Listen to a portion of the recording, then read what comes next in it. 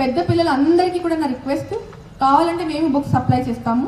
RS Agarwal ఇంతకుముందు చెప్పారు, అది స్టాండర్డ్ బుక్. ఖచ్చితంగా ఎండ్ టు ఎండ్ ప్రతి క్వశ్చన్ని రోజుకి ఒక 5 క్వశ్చన్ మీరు అందరూ కలిసి కూర్చొని చేయండి.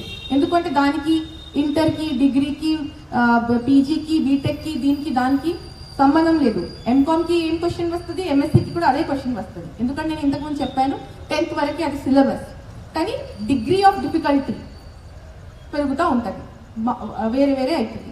సో అందరూ కూడా రోజు ఒక 10 క్వశ్చన్ సాల్వ్ చేసే విధంగా చేయండి. ఒక పేజ్ పడుకుని ముందు ఒక పేజ్ రాసుకోవడానికి ప్రయత్నం చేయండి. తెలుగులో రాసిన పర్వాలేదు, ఇంగ్లీష్లో రాస్తే ఇంకా మంచి.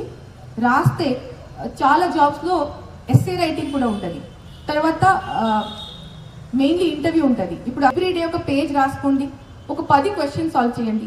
2 data interpretation, 2 quantitative analysis, 2 logical reasoning, 2 verbal aptitude. ఒక పేజ్ చదవండి. ఏదైనా మీకు రిలేటెడ్ ఉండొచ్చు, అన్రిలేటెడ్ ఉండొచ్చు. న్యూస్ పేపర్ చదవాలి, పెద్ద పిల్లలు కాబట్టి. అండ్ ఇంకొకటి మంచి ఎక్సర్సైజ్ చెప్తాను, వెరీ ఈజీ టాపిక్స్లో ఇట్లా చిట్స్ తయారు చేయండి. ఏదైనా టాపిక్ ఉండొచ్చు, బుక్, తర్వాత హాస్టల్, తర్వాత మదర్, లెటర్స్ ఎడ్యుకేషన్, ఇట్లా చిట్స్ తయారు చేసేసి, చిట్స్ పెట్టుకొని 10 మంది గ్రూప్స్ చేసేసి చిట్స్ తీసి దాని గురించి మైండ్కి ఏం వస్తుంది మాట్లాడడానికి ప్రయత్నం చేయండి.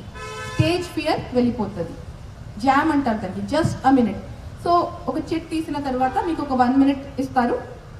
1 minuteలో మీరు ఆలోచించాలి, తొందరగా అన్నీ రాసేసేయాలి. Points 3-4 points. ఆ 3-4 పాయింట్స్ మీద 1 minute మీరు మాట్లాడాలి. దానికి జామ్ అంటారు. పోస్ట్ మెట్రిక్ హాస్టల్స్లో ఇది తప్పకుండా మనము చేపియాలి. ఇది పబ్లిక్ స్పీకింగ్ మనం చేస్తూ ఉంటే ఆ ఫియర్ పోతుంది. ఏదైనా మనం స్టార్ట్ చేసేటప్పుడు ఖచ్చితంగా కొన్ని ఇబ్బందులు అనిపిస్తుంది, మా వల్ల కాదు అని అనిపిస్తుంది. కానీ చేస్తూ ఉంటే ఖచ్చితంగా మీరు కావలసిన స్థాయికి వెళ్ళగలుగుతారు. కానీ కష్టపడాలి. మీ అమ్మ నాన్న చాలా ఆశతో ఇక్కడికి పంపించాలి. మీ బుద్ధి, మీ ధైర్యం, మీ క్రమశిక్షణ, మీ కృషి, ఇదే మాత్రం మీకు జీవితం అంతా పనికి వస్తుంది. అర్థమైందా? సో క్యారెక్టర్ బిల్డింగ్ మీద హార్డ్ వర్క్ చేయండి, చదవండి.